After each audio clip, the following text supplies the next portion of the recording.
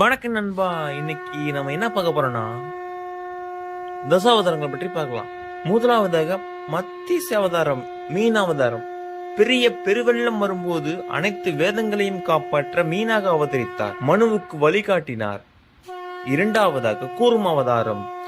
தேவர்கள் அசுரர்கள் சேர்ந்து பாட்கடலை கடையும் போது மந்திரமலையை தாங்க ஆமையாக அவதரித்தார். மூன்றாவதாக வாராக அவதாரம். ஹிரண்யாசன் பூமியை கடலுக்குள் இழுத்துச் சென்றான். அதனை மீட்டு காப்பாற்ற பெரிய வாரகமாக அவதரித்தார். நரசிம்ம அவதாரம்.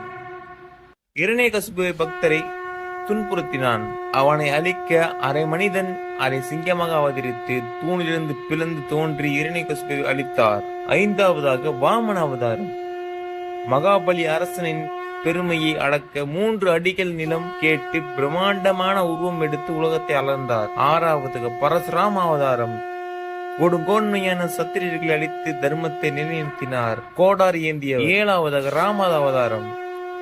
அயோத்தி அரசன் தசரதனின் மகனாக பிறந்து ராவணனை அழித்து சீதையை மீட்டு வந்தார், ராமாயணத்தின் நாயகர். எட்டாவதாக கிருஷ்ண அவதாரம். மகாபாரதத்தின் முக்கிய பங்கு. அர்ஜுனனுக்கு பகவத்கீதை உபசரித்தார், பல அசுரர்களை அழித்தார்.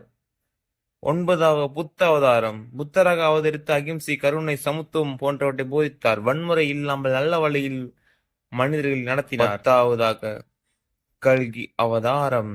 இன்றும் மறவில்லை.